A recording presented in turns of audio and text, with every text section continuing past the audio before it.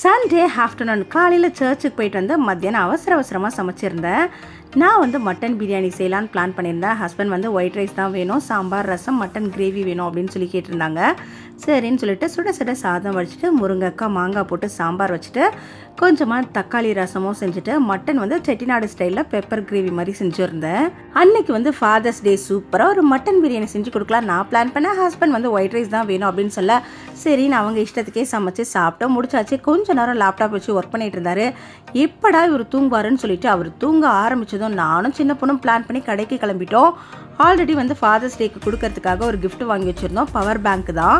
அவங்க அதிகமாக ட்ராவல் பண்ணுவாங்க. வீட்டில் இருந்து ஃபுல்லாக சார்ஜ் போட்டு போனாலும் சம்டைம்ஸ் ஃபோனில் சார்ஜ் இருக்க மாட்டுது அப்படின்னு சொல்லிட்டு தான் பிளான் பண்ணி பவர் பேங்க் வாங்கினோம்.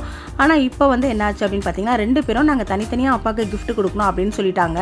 ஹஸ்பண்ட் நைட்டில் பைபிள் படிக்கிறது, வேறு ஏதாவது புக்ஸ் படிப்பாங்க. அப்போ லைட் வெளிச்சம் பத்தலை அப்படின்னு சொல்லிட்டு ஒரு டேபிள் லேம்ப் வாங்கலாம்னு சொல்லிட்டு தான் வந்திருந்தோம்.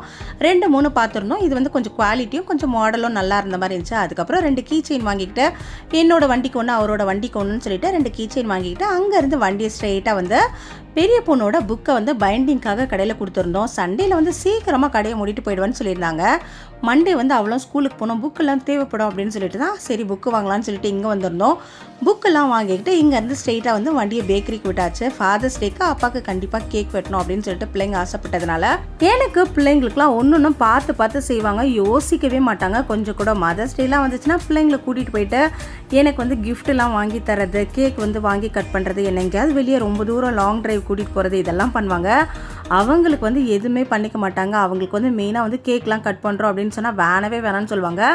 அதுக்காக தான் அவங்க வீட்டில் தூங்கிட்டு இருக்கும்போது ஒரேடியாக எல்லா வேலையும் முடிச்சுட்டு வீட்டுக்கு போயிடலாம் அப்படின்னு சொல்லிட்டு நானும் என்னோட சின்ன பொண்ணு வந்திருந்தோம். வீட்டுக்கு வந்த உடனே எப்படியும் இவர் தூங்கிட்டு தான் இருப்பார். அதுக்குள்ளே கிஃப்ட் எல்லாம் பேக் பண்ணிடலாம் நாங்கள் நினச்சோங்க. எங்கள் வீட்டுக்கு பார்த்தீங்கன்னா வேறு மாதிரி இருந்துச்சு. அவர் தூங்கி எழுந்து பெரியவர்கிட்ட கேட்டிருக்காரு, அம்மாவும் பாப்பாவும் எங்கன்னு சொல்லிட்டு. ஸ்கூலுக்கு ஏதோ வாங்க போயிருக்காங்கப்பான்னு எப்படியோ ஒரு வழியாக சமாளிச்சிருக்கா.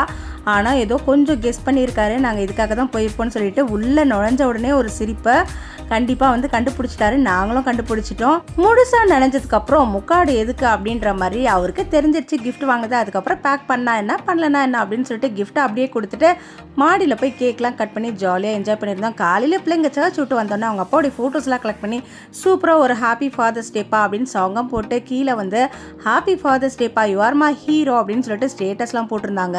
இது பார்த்தீங்கன்னா கேக்லாம் வெட்டி முடிச்சதுக்கப்புறம் என் பொண்ணு தனியாக போய் நின்றுட்டு அந்த வாலில் நிழல் தெரியுதுன்னு சொல்லிட்டு டான்ஸ் ஆடிட்டு இருந்தா. சின்ன பிள்ளைலேருந்து எங்கள் கண் எதிர்க்க ஆடுவா. இப்போது 2 வருஷமாக 9th 10th ஆனதுலேருந்து எங்கள் எதிர்க்க டான்ஸ் ஆடுறதில்ல. அவளுக்கு தெரியும் தான் நான் இந்த வீடியோ எடுத்திருந்தேன். இந்த வீடியோ உங்களுக்கு பிடிச்சிருந்தா லைக் பண்ணிக்கோங்க.